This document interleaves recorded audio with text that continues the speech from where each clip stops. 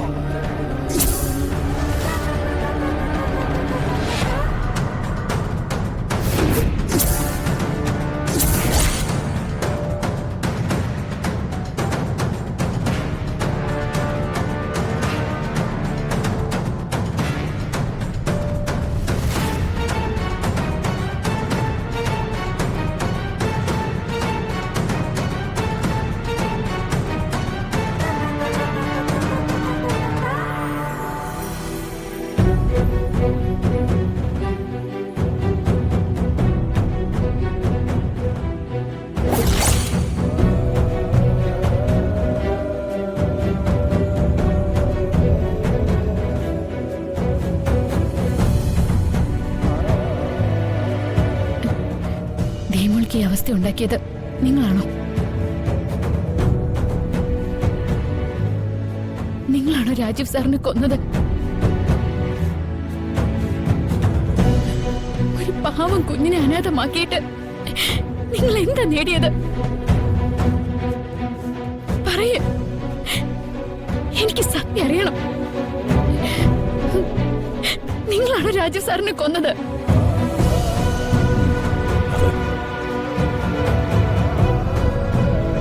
മനഃപൂർവ്വം കൊന്നതല്ല.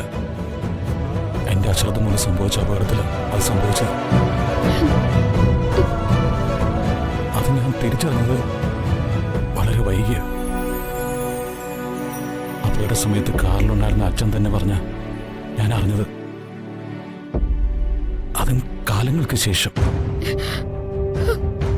അച്ഛൻ പറഞ്ഞത് ഞാനിപ്പോഴും വിശ്വസിക്കുന്നത്. അല്ലാതെ ആ അപകടത്തെക്കുറിച്ച് എനിക്കൊന്നും ഓർമ്മ കിട്ടുന്നില്ല. ഒരുപക്ഷെ എന്റെ കാറടിച്ചായിരിക്കില്ല അവർക്ക് മരണം സംഭവിച്ചിരിക്കുക. എല്ലാം ദൈവത്തിന് മാത്രമേ അറിയൂ. ഞാൻ ബോധപൂർവ്വം ആരെയും വണ്ടിയടിച്ച് കൊന്നിട്ടില്ല. ഇതാണ് സത്യം. വന്ദനെ, നീയും ദിയമോളും ഇപ്പോഴും എന്റെ വീട്ടിലാണ് താമസം. അമ്മ നിന്നെ നന്നായിട്ട് നോക്കുന്നുണ്ടോ? എന്റെ അമ്മയ്ക്ക് സുഖമാണോ? ദൈവമോള് ഇപ്പോഴും എന്നെ ജനനങ്ങളിൽ തന്നെയാണ് വിളിക്കുന്നത്. അതോ അച്ഛന്റെ കൊലപാതകയായി കണ്ട് ജനനങ്ങൾ ചീത്തയാണെന്ന് പറഞ്ഞ് ശപിക്കുന്നുണ്ടോ?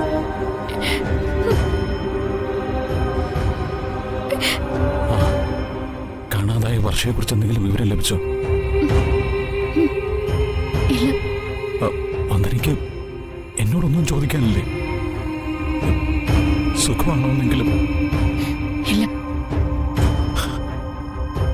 ചോദിക്കാനുള്ളത് ഞാൻ ചോദിച്ചു കഴിഞ്ഞു. വന്ദന,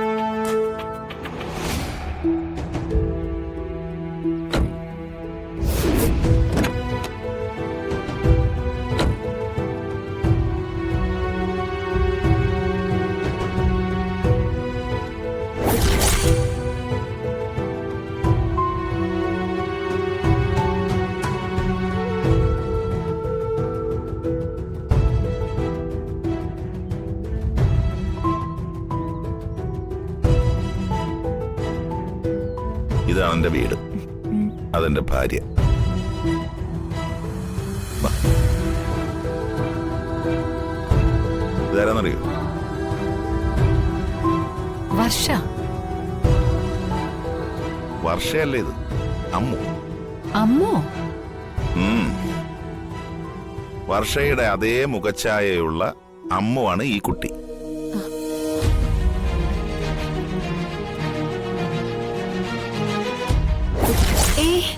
അല്ല,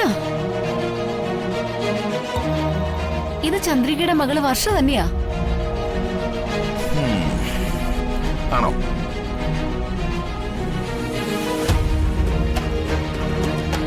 അല്ല, ഈ വർഷയെയും ചന്ദ്രികയും ഒന്നും എനിക്കറിയില്ല. പക്ഷേ മറ്റൊന്നുണ്ട്, ഈ ലോകത്ത് ഒരേപോലെ മുഖഛായുള്ള 7 പേരുണ്ടെന്ന് അമ്മൂനറിയാം. നമുക്കും അതറിയാലോ. അങ്ങനെയുള്ള 7 വർഷമാരിൽ ഒരു വർഷയാണ്, അല്ല അമ്മുവാണ് ഈ കൊച്ച്.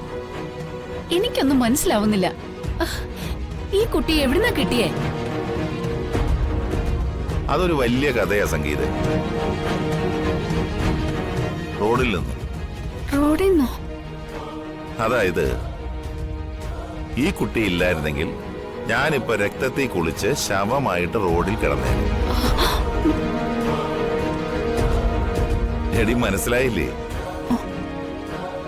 അതായത് ഒരു കാർ ഇടിച്ച് തെറിപ്പിക്കാൻ വന്നപ്പോ അതിനനുവദിക്കാതെ എന്നെ മുന്നോട്ട് തള്ളി ജീവിതത്തിൽ കൊണ്ട് നിർത്തിയവളാണ് ഈ അമ്മു.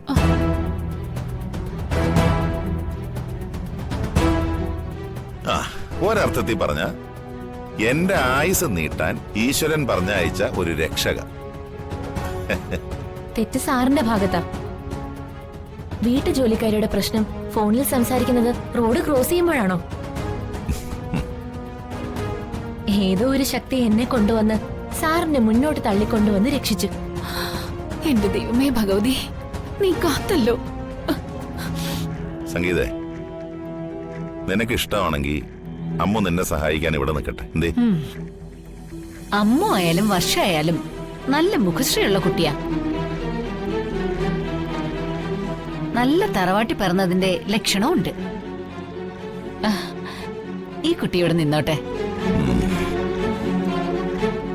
മാനത്തെ കൊട്ടാ